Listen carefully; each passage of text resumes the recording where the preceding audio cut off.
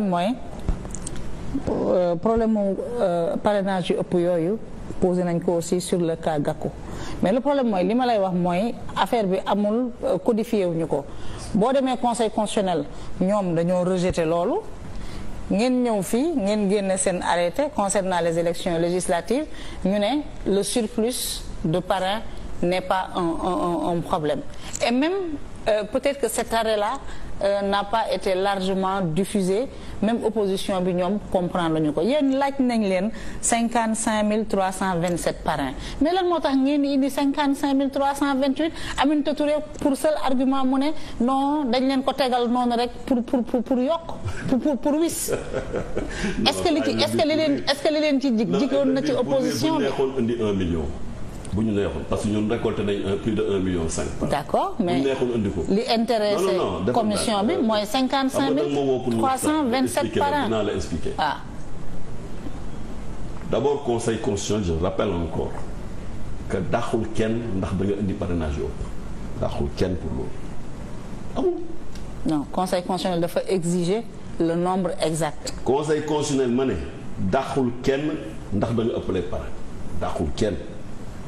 képp ku indi sa parrainage saytu ko ku am doublon la dax may la nga dem utiwaat boo ñëwaatee amaat nag mu dax la donc les règles n'ont pas changé et je rappelle encore il n'y a pas que Benno seulement moo ëppale.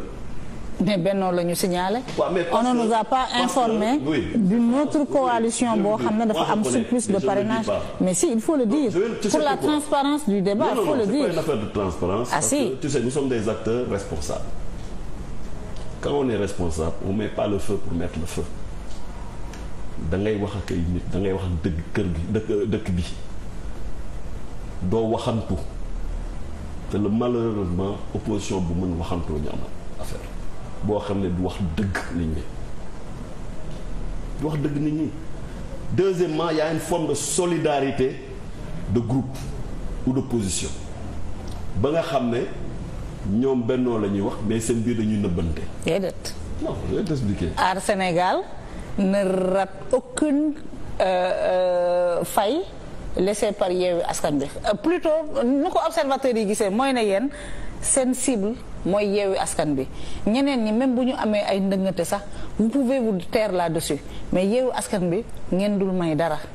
C'est comme ça que les gens voient ça. Non c'est pas comme ça que les gens voient ça je dis les choses se gâtent quand on commence à manipuler l'opinion parce que boo waxee nit ñi dëgg lépp leer boo waxee ni arrêté am na ay charte yu ñu ko tëddalee article 6 nee na. ku yokk ku ëppale parrain c'est nul et non avenu ñëpp comprendre nga dem di wax leneen jaxase xel yi parce que da nga bëgg jaxase xel yi c'est ça qui n'est pas juste. xam nga monsieur Diakhar quand Déthié Fall a soulevé ce problème-là vous avez été pris de court en vous expliquant le soir même waxu leen waxu arrêté. si da ngeen doon tourner autour. si mais mun na tout si on a parlé. da ngeen doon tourner autour. non écoute on a parlé de l'arrêté parce qu'on avait l'habitude de l'arrêté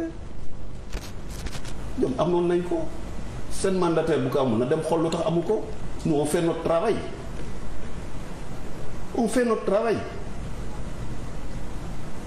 ñoom le problème bu ñu amee manquement yuuxu et tout le processus loolu moo ko yàq. parce que bu ñu ñëwee parrainage am ñu dem di déposer conseil constitutionnel xamoon nañ ni du dugg ñu fenn mais ils aiment faire du bruit bëgg nañ commencer yëkkati tension parce que loolu mooy seen marque de fabrique ba ñu demee ñu dax ñu ne leen loolu amul ñu ñëw ñu jàll boobu phase ñu ñëw ci dépôt candidature Yewwi Askan bi def na 24 heures biir direction générale des élections. mais ça ne gêne pas la DG. non dama lay expliquer ñu ubbil leen salle climatisée tegal leen toutes les commodités may leen jàmm ku la defaral loolu xeexu la. loolu mooy rôle administration kon kooku doo génn après. et puis du Yewwi Askan bi rek lañ ko defal. moi j'étais là-bas il y avait les gens de Wallu il y avait toutes les formations dans les salles attenantes aux locaux de la DGE. ma ne kaay ma wax la xam nga yéen fan ngeen nekkoon puisque vous êtes des privilégiés soxlawu leen squatter les salles là yow ak Pape Samba da ngeen dugg si ngeen yéeg ci kaw. pour déposer. C'est sûr que on vous a aménagé un espace là-bas. On est arrivé à 15 minutes de la fermeture de la porte. On est rentré, on est monté directement pour déposer.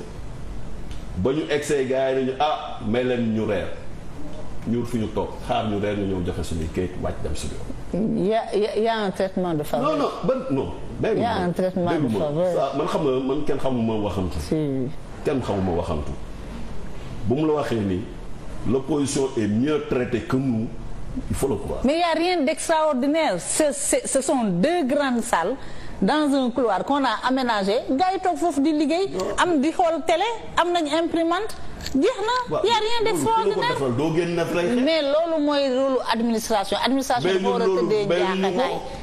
loolu boo leen koy relever ça c'est du domaine du détail. mais ñun kenn mayuñu ko. mais bu leen neexoon ngeen dem rejoindre. mais amul loolu. da ngay ñëw déposer dañ ne wax boo ex da ngay déposer dañ dem déposer. mais bu leen neexoon ngeen dem. yow ban heure nga génn DG.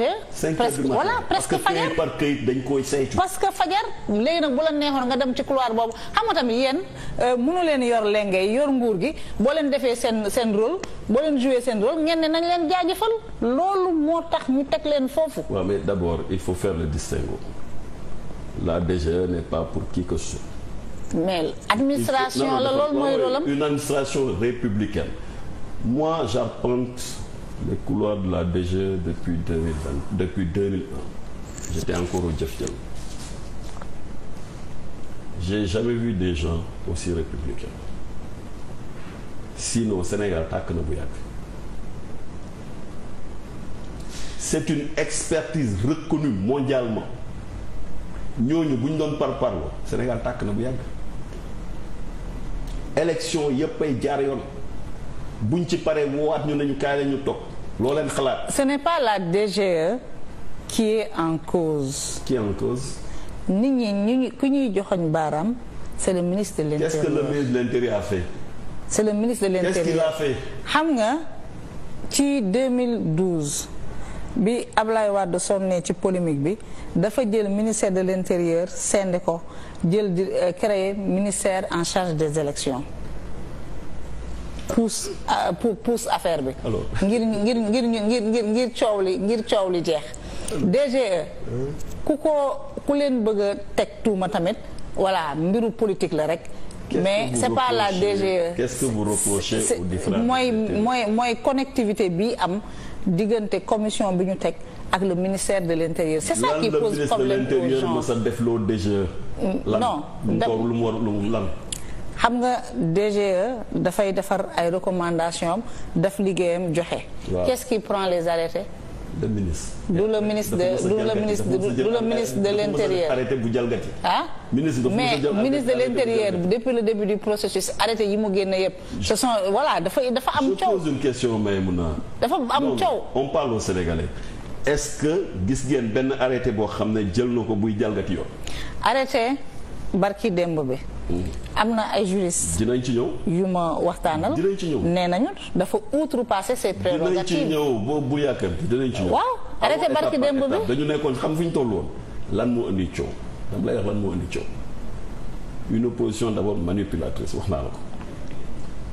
deuxièmement ba ñuy déposer ñoom may nañ leen ñoom ñoo mujjee déposer xaw nañ forclos dañ leen ko may rek ñu ñëwati déposer seen i liste def seen i ay tooxi doona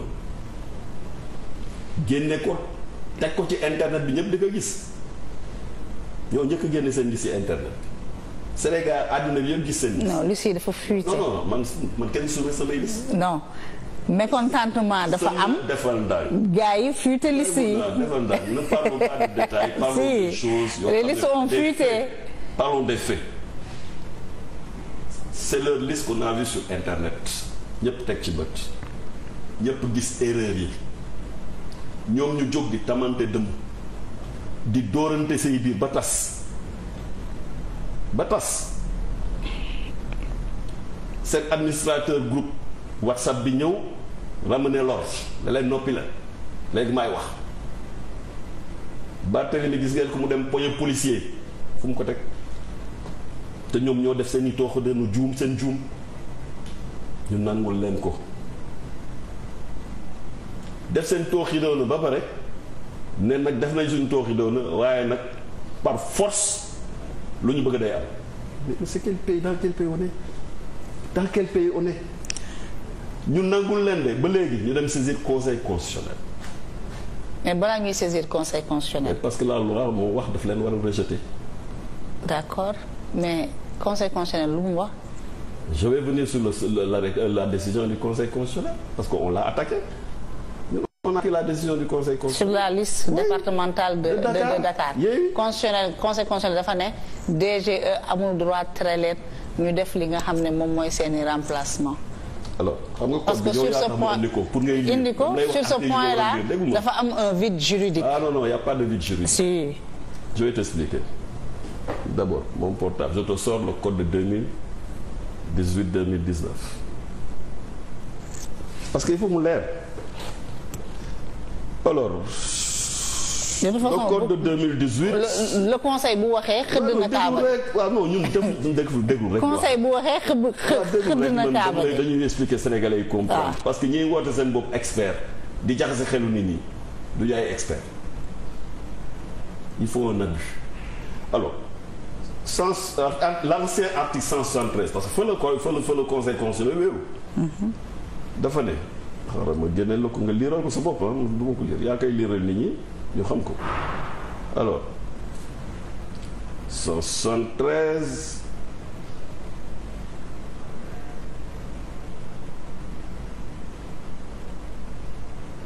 voilà xoolal alinéa 2 lan la wax il n'y a ni substitution